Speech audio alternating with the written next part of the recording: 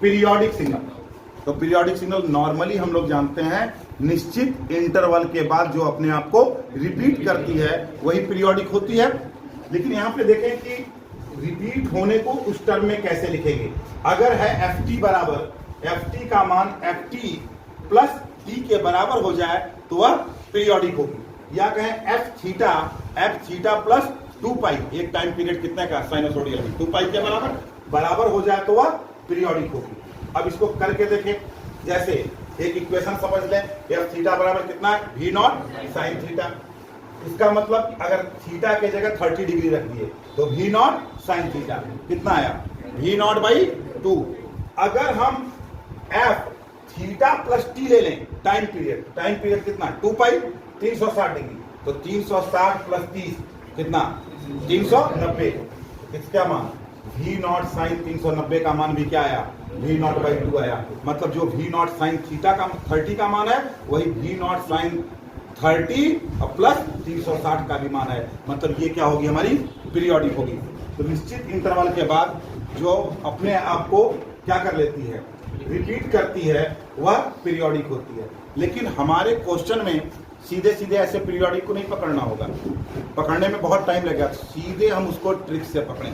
कुछ ही चीजों को ध्यान में रखना है कि जैसे एक्सपोनेंशियल कॉम्प्लेक्स हो, एक्सपोनेंशियल कॉम्प्लेक्स का मतलब ई के पावर है तो एक्सपोनेंशियल है और उसमें जैसे मल्टीप्लिकेशन, तो ऐसी वेव फॉर्म क्या कहलाएगी एक्सपोनेंशियल कॉम्प्लेक्स। तो ऐसी सिग्नल को अगर हम कहेंगे क्या पीरियोडिक, एक्सपोनेंशियल कॉम्प्लेक्स होगी तो वह पीरियोडिक होगी। मतलब वह निश्चित इंटरवल के बाद अपने आप को रिपीट करेगी।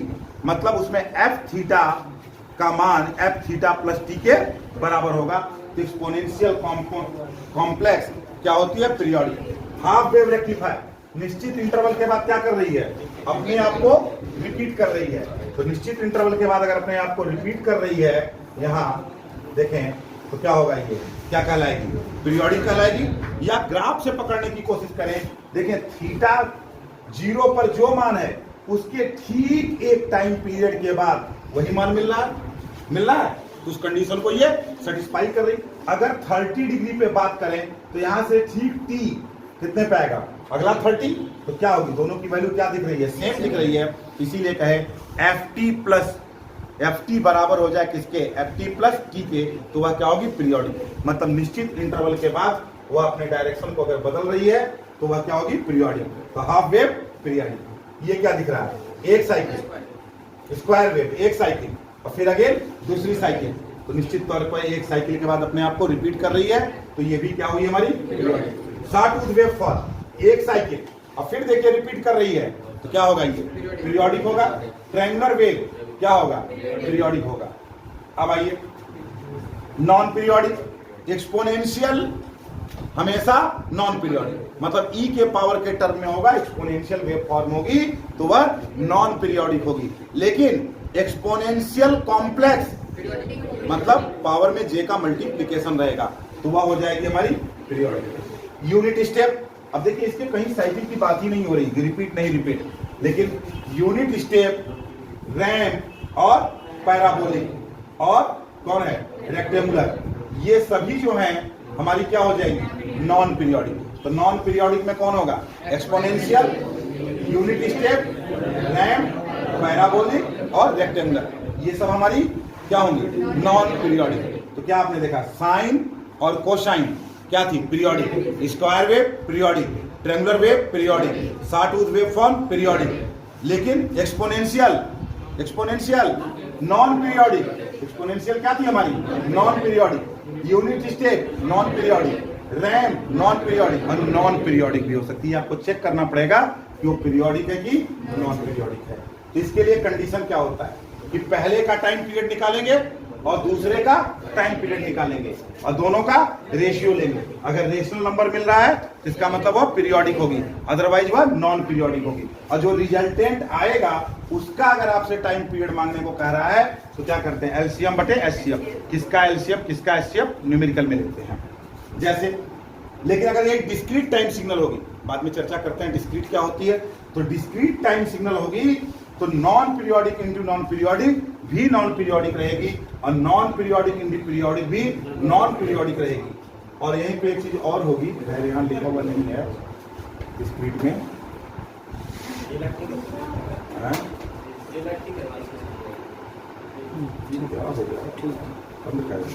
वहाँ पे क्या कीजिएगा, मार्कर से घेरा लगा दीजिए, वहाँ पर मार्कर से घेरा लगा दीजिए। कहाँ पे?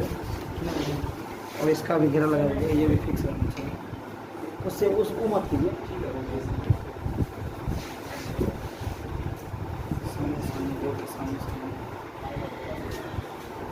ठीक है, एक लाइट और लगेगा ऊपर से, समझे ना, क्लियर हो जाएगा। एक लाइट, हाँ एक लाइट ऊपर से वहाँ से हैंग होगा ना, मार्कर दे।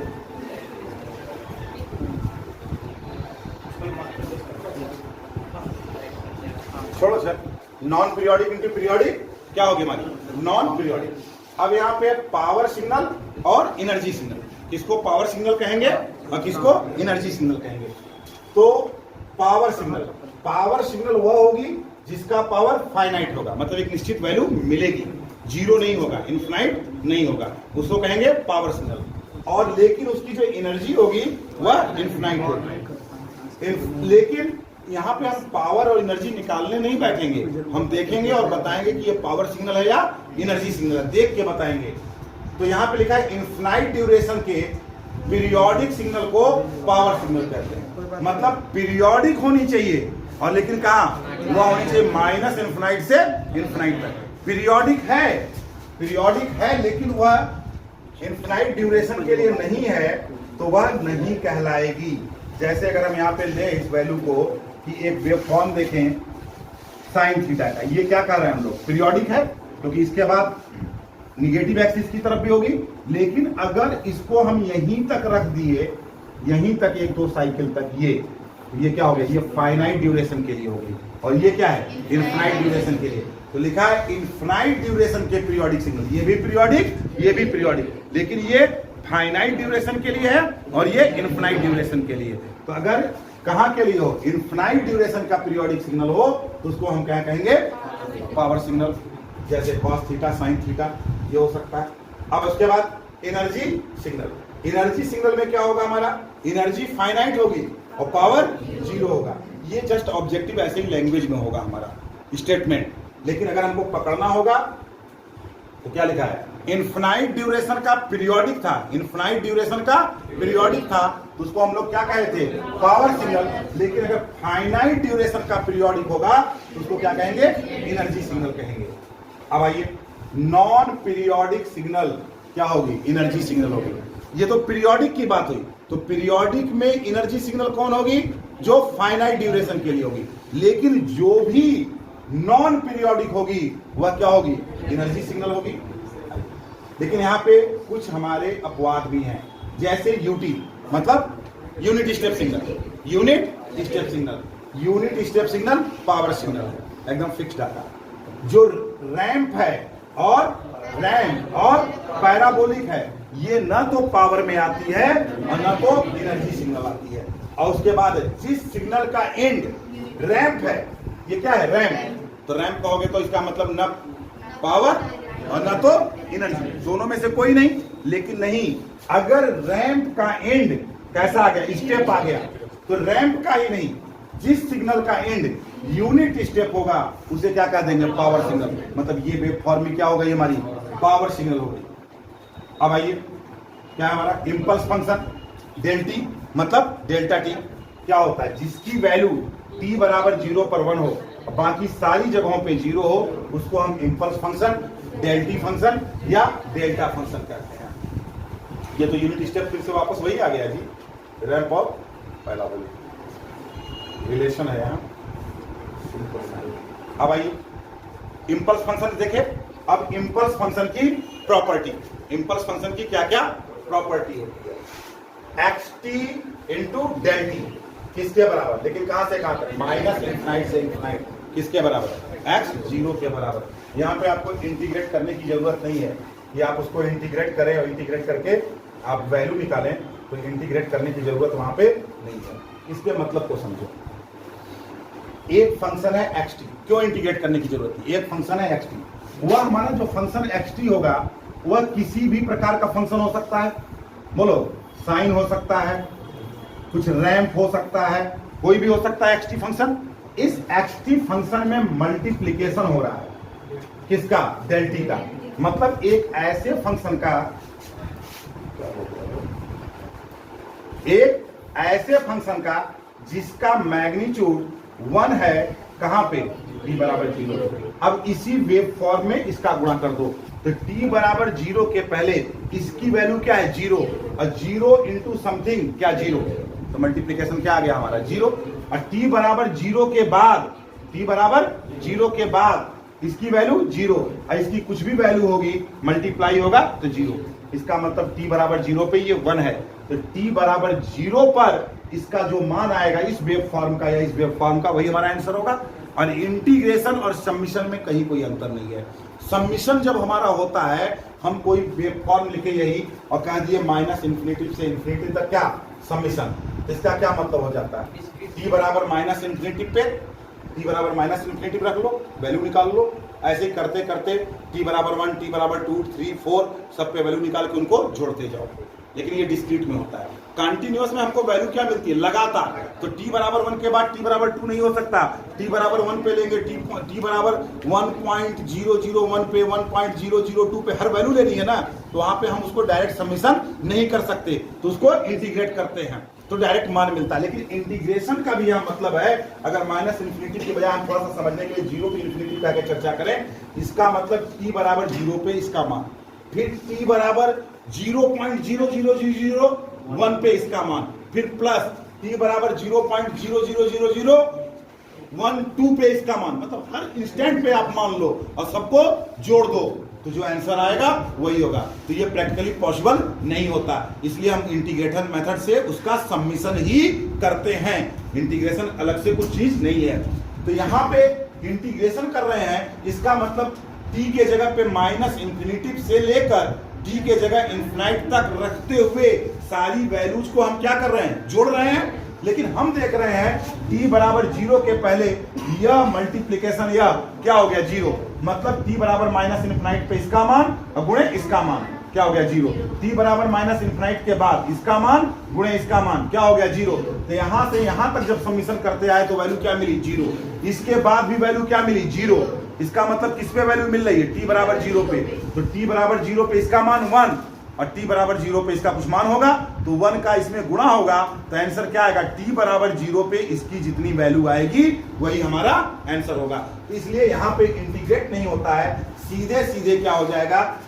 बाकी सभी जगहों पे इसकी वैल्यू 0 होगी, केवल t बराबर 0 पर इसका मान 1 और t बराबर 0 पे इसका मान कितना? x t0, t के जगह t0 रख देंगे तो आंसर क्या होगा हमारा?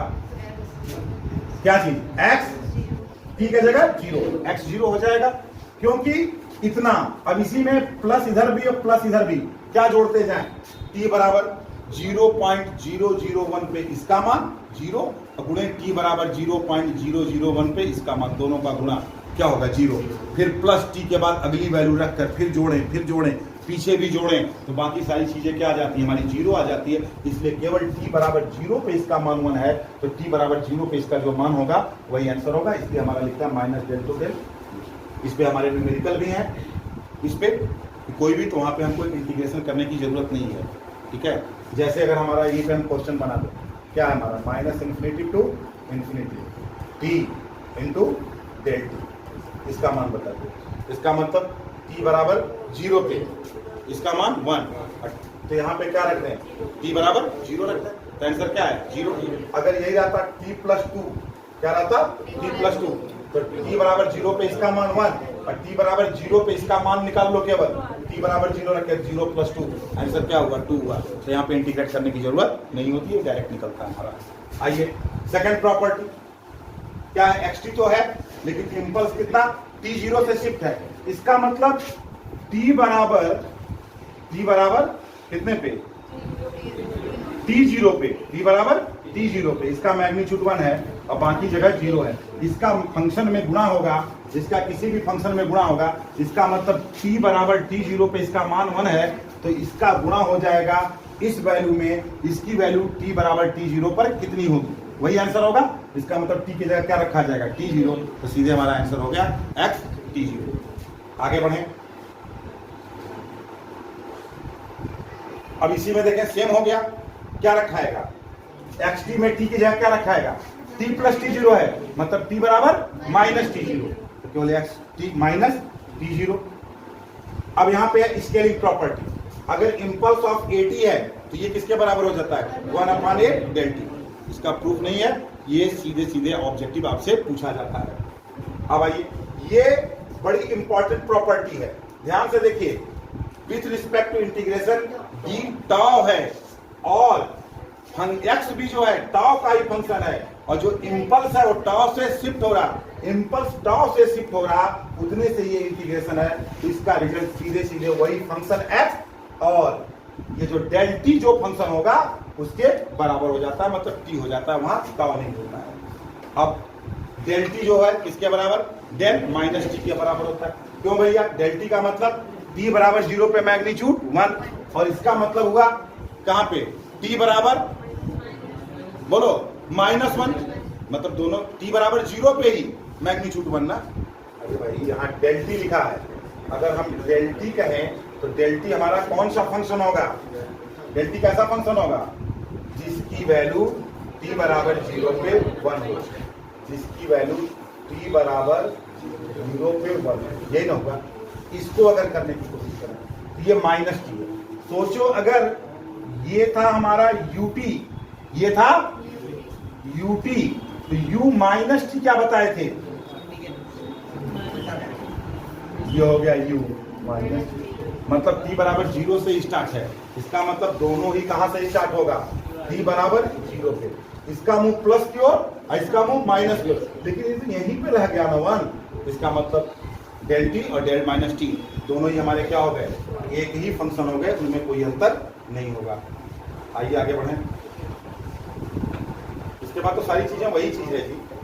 जैसे यहाँ पे कुछ न्यूमेरिकल हमारे दिए हुए हैं, यहीं पे ये देखिए क्वेश्चन नंबर 12, और इस पर सीधे सीधे हमारा ऑब्जेक्टिव होगा, ठीक है, एक टाइम पीरियड निकालने का, मतलब सीधे इस पे ऑब्जेक्टिव और न्यूमेरिकल, और ये सिग्नल चैप्टर खत्म है आपका। T square del t minus 3, तो यहाँ पे देखो t माइनस 3 है, तो t बराबर कितना होगा 3, इसका मतलब इस फंक्शन में t बराबर 3 रख दें, तो t बराबर 3 रख दें, तो 3 का स्क्वायर, सीधे सीधे इसका आंसर 9 हुआ, वहां कोई इंटीग्रेट करने की जरूरत नहीं है। क्वेश्चन है t माइनस 2 का whole square del t minus 2, तो इंपल्स फंक्शन में देखो t माइनस 2 है, तो t माइनस 2 बराबर 0, तो t बराबर 2, इसमें क्या रख दें, t बराबर 2 रख दें, तो रख दें 2 माइनस 2 क्या आ गया, 0 आ गया। तो यहाँ पे कहीं करने की जरूरत नहीं। ये देखिए डेल टी, तो क्या चीज, t बराबर 0 किस में रखें, फंक्शन में, तो चलिए ये फंक्शन है, t बराबर 0 रखिए, 0 इंटू समथिंग 0, e के पावर 0 या e के पावर -0 क्या होता है 1, सीधे सीधे हमारी वैल्यू क्या आ गई, हमारी 1 आ गई, ठीक है। अब यहाँ के बाद सीधे हम लोग देखेंगे कि सिग्नल चैप्टर पे हमको लगता है 25-30 ऑब्जेक्टिव है, ठीक है, उसमें हमको पीरियोडिक चेक करना होगा, नॉन पीरियोडिक चेक करना होगा, इवन चेक करना होगा, ऑड चेक करना होगा, पावर सिग्नल चेक करना होगा, एनर्जी सिग्नल चेक करनी, बस इतनी सी थ्योरी, ये 4-5 लाइन आपको ध्यान में रखनी है, और उस पर हमारे टोटल सिग्नल के बनेंगे, और उसके बाद फिर हमारा सिस्टम का बनेगा, तो इसके बाद तब फिर वो ऑब्जेक्टिव लेते हैं। इसका देखो पहले